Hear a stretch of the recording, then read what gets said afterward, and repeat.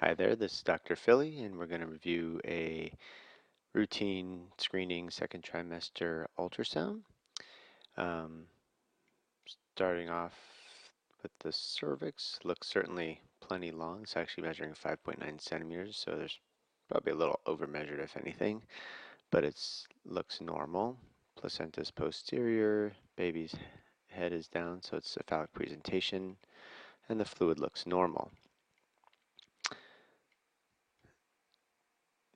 So this isn't exactly, the sonographer is labeling it as an RVOT view, which is fine.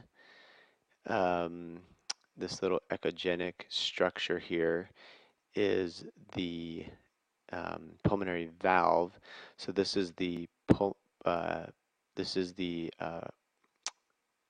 right ventricular outflow tract and extending into the ductus arch, and then this is the right pulmonary artery, which is looping around the aorta, which is seen in cross section. So that's actually a really nice view to exclude transposition. And now we're moving into more of a conventional three-vessel view. On this one, actually, you can see here the aorta looks a little bit bigger than the pulmonary artery. That's a subtle sign that there could be something wrong with the three-vessel view, but in this case, I think it's going to be fine. And here, actually, they're looking about the same size, which is okay. Here's the superior vena cava, and you can actually see the structure kind of extending in from posterior aspect. That's the azygous vein coming in.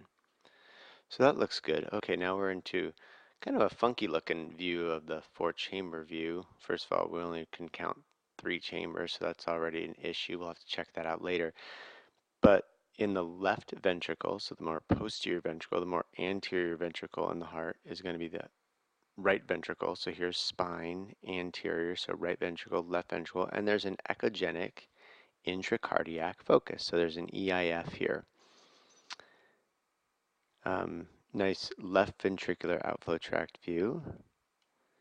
Spine and RVOT again. Stomach's looking a little big here, but that's okay. Here's a very nice, or pretty nice, I guess I should say, abdominal circumference. It's not 100% perfect because we're not exactly surrounding the skin. You can see a couple little bulges out here, but it's fine. It's a boy, and it's alive. Nice view of the nose, lips, chin. No signs of a cleft. The arms look okay. Here's our profile picture, which is showing a nice nasal bone. So we've seen one soft marker for chromosome abnormality in the EIF. So we're now going to make sure there are no other soft markers. So nasal bone is present. Lateral ventricle looks normal. Not sure. Okay, I'll buy that as the cavum, although it's by no means a perfect picture, but a lot of times you're stuck with what you get. Posterior fossa looks good.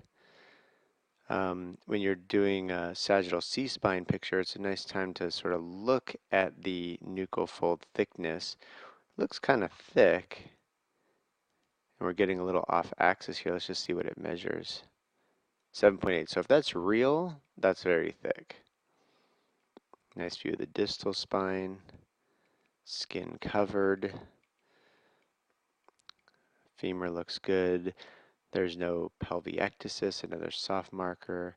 We've also seen throughout that there's no echogenic bowel. There's a better, so she came back and got a little bit of a better cavum, which is nice. And here's a better nuchal fold thickness. So now it's only 2.9. So we're happy with that. We like that.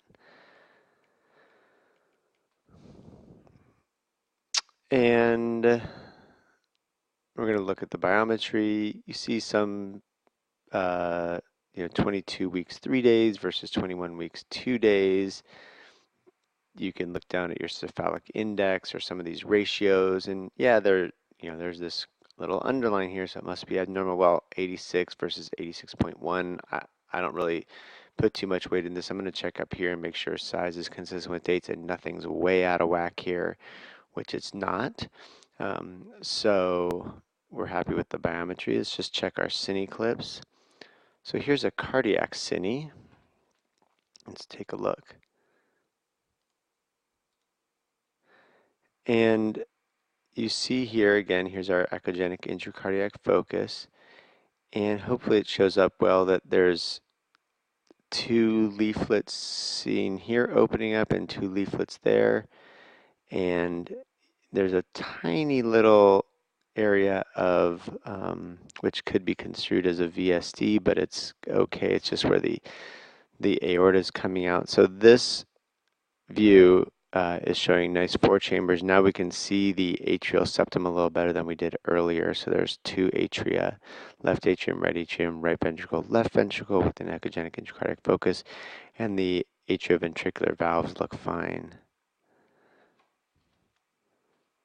And I always just like to get a cine just through the whole body, showing that the apex of the heart is on the same side as the stomach, so there's no dextrocardia.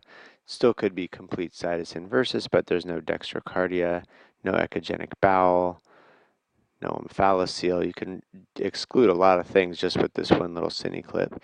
And then if we have a nice little cine clip of the head here, okay, we see the cavum better there. We see our lateral ventricle.